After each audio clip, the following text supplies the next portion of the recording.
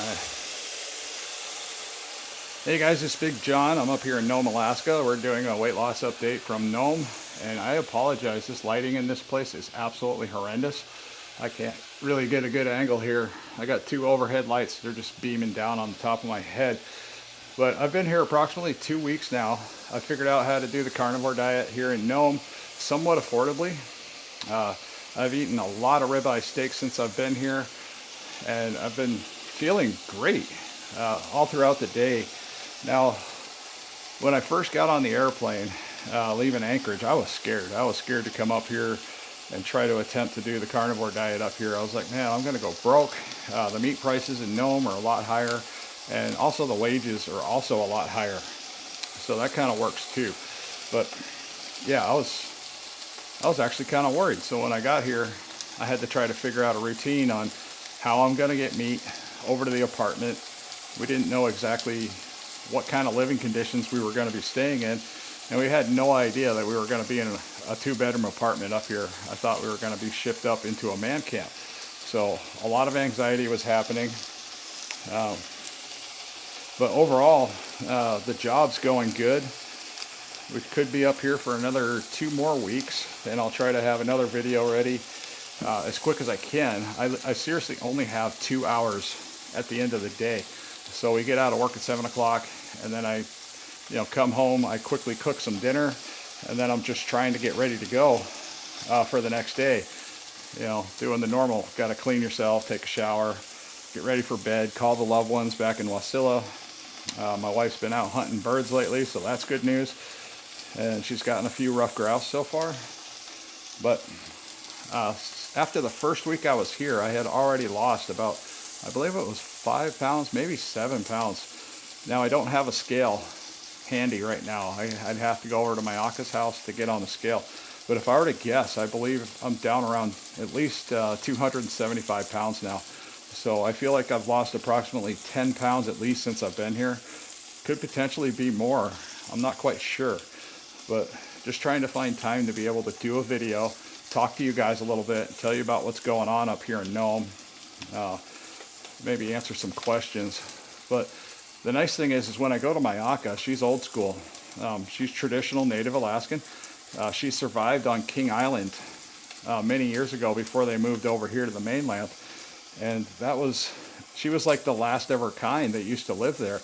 And she primarily lived on animal meat and their fat.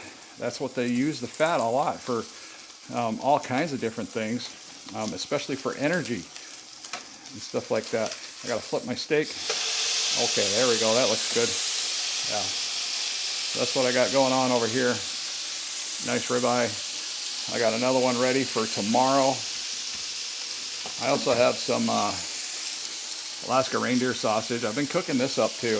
It's been working pretty good. Tonight I wanted to make some eggs, so I'm probably going to make some eggs, and then I'm going to have a sit down and talk about this amazing journey up here in Nome.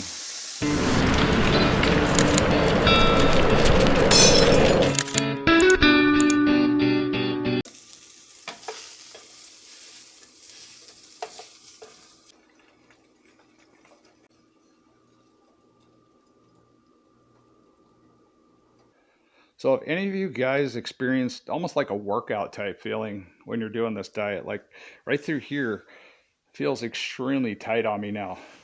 And then my legs, my calves, they also feel extremely tight. I don't know if anybody else has experienced that. Just let me know. Well, I just want to apologize again, guys, about the lighting in here. It's kind of horrible. I can't do anything about it. It is what it is, so we're just going to have to work with it. Yeah, primarily, this is the foods I've been eating. Steak, eggs, and some reindeer sausage. I do have butter in the fridge. I found Kerrygold butter when I got here. Now, when I was packing my bags back in Anchorage before I left on this trip, like I said, I was paranoid. I was worried about a lot of things. The availability of certain foods. At times, the store itself does not have ribeye steak, so sometimes I have to come up with another option. But so far, since I've been up here, I've tried the 80-20 hamburger meat. I did not care for that type of hamburger meat here. It's not like what I'm used to back home. It doesn't feel as good on my gut. I did manage to muscle through it, but man, I was not very happy with it at all. But yeah, since I got up here, I'm a guy that I like to wake up early, and I do get to work extra early. I've always done that. So I contacted a very close family friend of mine, and he loaned me a side by side I can use up here.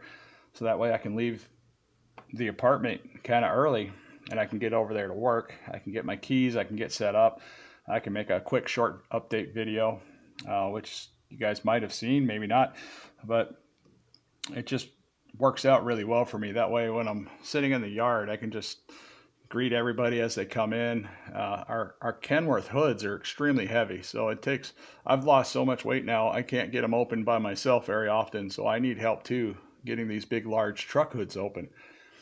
There was a little bit of miscommunication when we got up here as far as the trucks we were driving and stuff like that. I went from a brand new side dump to this red old end dump that rides so rough. It rides so rough it can feel bumps 20 years in the future. But then I wound up finding another truck was similar to what I have in town, and it rides really nice. It's similar to a truck I would normally run all summer long. So that was extremely helpful. Now I have had a couple family dinners. Let's see, about 2 of them with my Aka. She likes to make traditional Alaskan type food. The first night I was here, we had walrus stew, and that actually contained the walrus heart. It was pretty good. There was a little bit of vegetables, some pasta in the stew.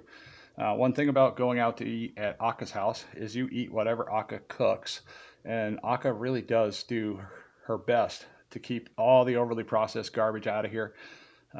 She doesn't like feeding family a bunch of junk. She tries to feed a lot of traditional native Alaskan type foods. Last night I went over there for dinner again. We had boiled fish. Now we weren't quite sure what type of fish it was. It could have been trout, it could have been salmon. When I asked her what it was, she just said, I don't know, it's a big fish. And when people bring her their catch, she just basically cooks it. And there was one visit before that where she made up these little tiny birds. I don't know what they were. I didn't want to take a picture. I didn't want to offend her. So I try to tread carefully around her because I respect her highly. She's full of information. I like to have conversations with her. She's just great. But my mother-in-law happened to buy me this new sweater here, and I had her take a couple pictures of me, and she got a little camera happy with the camera and just started taking pictures. But I was pretty happy with the way that looks. I mean, it looks like I just left the gym. I've been working out. I also got another picture yesterday of a traditional ulu that my Aka has, and that was a little kind of interesting to me because I've always been fascinated with ulu knives or any knives in general, especially traditional native type knives. That's stuff I look at. Let's see, I got another picture of a really cool house. So just about a block away from here, there's a bunch of really neat houses. This house had a boat in front of it, and here in Nome, a lot of these houses have just been beaten to death by the windstorms that come in here from the Bering Sea. They get rained on a lot throughout the summer months too. Lately, it's been raining a lot here, so we just try to, live day by day. It's a really muddy place, so if the road's not paved, everything is just really slick mud, silty type stuff. So the silt comes up and it creates this really pretty thick layer of mud, but then you got solid ground just below it. I took a little short trip down the boat dock. I wanted to get a little quick clip of that as I drove around. I'm just kind of scanning through my phone to see what I got. There's another picture of a very unique house just down the road from here. It's very old, traditional Alaskan house. I found it incredibly interesting. Now this next picture is, I don't even know what that vehicle is. It's pretty cool though. I just figured I'd snap a photo of that. But for those of you that are interested in the price of groceries, yeah, I got some junk food here, and I believe that is Reese's Peanut Butter Cups, $4.29. So, I mean, that's like movie theater prices, but you're not at the movies. Now, something else I looked at was this Monster energy drink, and that was like $4.29. Orange juice up here is $10 and something there. I'd have to get my glasses out to see that number there, but it's over $10 for like a gallon of Florida natural orange juice. Kerrygold butter. Yes, like I said, I found that up here. I was super happy. We got both kinds. We got salted, unsalted. We have Tillamook butter, which is also pretty decent up here. We're looking at a price of around $8.49 for Tillamook butter. And a dozen eggs, no, not a dozen eggs. It looks like what, 18 count? That's right around, that hovers right around $10. In between anywhere from 8 to $10, $11 is what I can have been seeing egg prices at around here. So that's not too bad. So that's doable. Now these ribeye steaks are approximately $14 for a halfway decent sized ribeye steak, and they vary in price pretty quickly here. So one week they were like $14 per steak, and then the next week they went up another $5, so they were back up to $20 per steak. But even with that in mind, I could still do the carnivore diet on a budget up here in Nome, out of all places. So if I only eat this meal right here, I'm only spending approximately $25. So, and that, like I said, that's like a restaurant quality steak. That's awesome eggs with runny yolks, one reindeer sausage sliced in half, and that's all I need for the day. I don't eat anything else when I go to work, and I got full of energy all the way until I get home. After I finish eating this, I'm going to take a shower. I'm going to head straight to bed, and then we're going to start this whole circle tomorrow. Now, a typical work day for me typically starts, I get up about 4 o'clock every single day. I have this natural alarm clock that gets me up before my alarm. I'm thankful for that because this makes me the most punctual guy you would ever hire.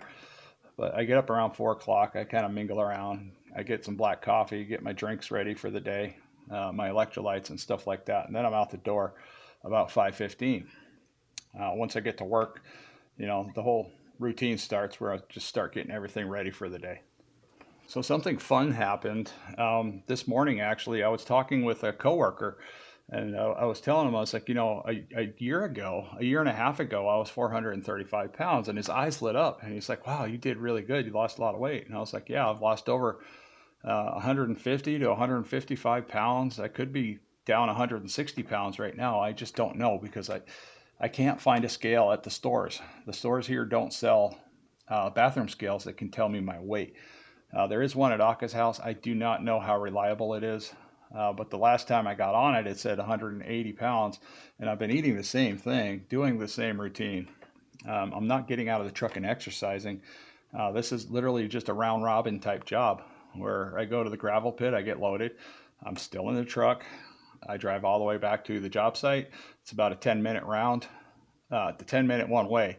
I get back to the job site, I dump my load, and I'm still in the truck. I come back. The only times of the day I get out of the truck is when we have a mechanical breakdown or if I got to go potty. That's about it. So there's literally no activity there. And this meal right here has provided me, plenty of nourishment. I'm definitely full after I eat it. And then I actually have some weight loss results to show for it. So, I mean, I'm not unhappy with the BBBE, and technically reindeer sausage doesn't count, but whatever, it's meat, it's traditional type Alaskan food, and I'm all for the traditional Alaskan foods, no matter how I can get them. But the gentleman I talked to was just so fascinated. He's like, we were walking out to the truck through this muddy parking lot in the dark in the rain, and he's like, hey man, have you ever heard about the carnivore diet? And I looked at him and I was like, yes, that's what I'm doing. That's how I'm getting to this shape and losing weight. And he just got all excited, and we just conversed back and forth to basically preaching the same thing that everybody should already know by now, which is all the stories about what the carnivore diet does to a person is actually true. He was telling me about his mother, I believe, that's doing the carnivore diet too, and said he just couldn't believe his eyes. The amount of success that she had in such short time. I guess she had a whole bunch of issues, digestive issues and stuff like that, and it just all went away. I mean, this really isn't magic. It's just meat, eggs, a little bit of sausage, maybe some butter, some natural animal fat, and then we just be happy for the rest of our lives. I mean, come on. If I wanted to go off of this a little bit, I can now manage what I want to eat. So if I were to have a pizza night, or some pizza would just randomly show up here, and they're like, hey, you want a slice of pizza? I have now figured out how to manage myself so I can eat food without being a glutton. If I want to be a glutton, I'll eat stuff like this. I'll eat a whole bunch of steak until I'm so overly stuffed. And then I might have a slice of pizza, but I'll only want one slice of pizza. Pizza was my problem. One of my problem foods, pizza. Ramen noodles was another problem. I will never have another package of ramen noodles. If I do, it's just going to be a bite. But overall, I mean, this is really where I'm sitting right now. I like this type of life. I like this type of food. This is all delicious food. I mean, it's made to my liking right here in the kitchen, even though that stove is bipolar. It likes to get really, really hot and then it goes really, really cold. So it's really hard to get dialed in. Plus, I'm not using my pans. I like cooking on a cast iron skillet because I know how to adjust the temperature, especially when it's over a flame. Something else that I had to do when I got here, because this apartment didn't have any steak knives. I went down to the local store and I could have bought a steak knife, but I was like, well, they're about the same price as a fillet knife. So I spent about $11 on this. I can use it when I get home. I can easily pack this in my bag. It's got a nice safety sheath on it, but I needed a nice sharp knife to be able to cut the steak. That was my biggest problem when I got here, because trying to cut steak with a butter knife, that's just nonsense. But okay, guys, as always, I hope I do hear from you. I really want to just say I'll see you in the next one.